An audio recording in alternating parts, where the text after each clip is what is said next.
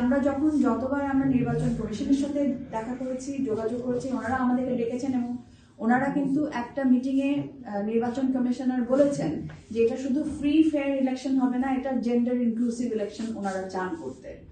অর্থাৎ মানে প্রার্থীদের থেকে শুরু করে ভোটারদের থেকে শুরু করে সব জায়গাতে যাতে নারীদের উপস্থিতি থাকে, অন্তর্ভুক্তি থাকে, এটা ওনারা চেয়েছেন। কিন্তু সেটা কিন্তু আমরা বাস্তব জায়গাতে দেখতে পাচ্ছি না একেবারে। আমরা রাজনৈতিক দলগুলোর সাথে বসেছি, যে রাজনৈতিক দলগুলো বলেছেন যে তারা 5 কেন, তারা 10-15 দিতে পারবেন, তাদেরও আমরা এখন যে পারফরমেন্স দেখছি সেটা অত্যন্ত লজ্জাজনক।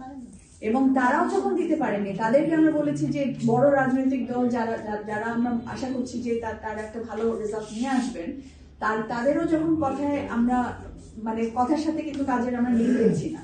এবং শেষ পর্যন্ত জিতে আসবেন কিনা, একটা আসলে নারী জিতে আসবেন কিনা, এই সংশয় যখন ওনাদের মধ্যে দেখা দেয়। দেখেন এখন এমন একটা নির্বাচনে আমরা দাঁড়িয়েছি যেখানে একমাত্র বিষয় হচ্ছে যে তাদের দল, সেই দলের প্রার্থী জিতে আসবেন কিনা। অথচ জিতিয়ে আনার জন্য নারী প্রার্থীকে যে তাদের সাপোর্ট দেওয়া দরকার, তারা কি পুরুষ প্রার্থীদেরকে সাপোর্ট দিচ্ছেন না? দিচ্ছেন তো বটেই, ঠিক না? মানে আপনারা এটা দেখেন যে লেভেল প্লেইং ফিল্ড কি আসলে আছে কিনা।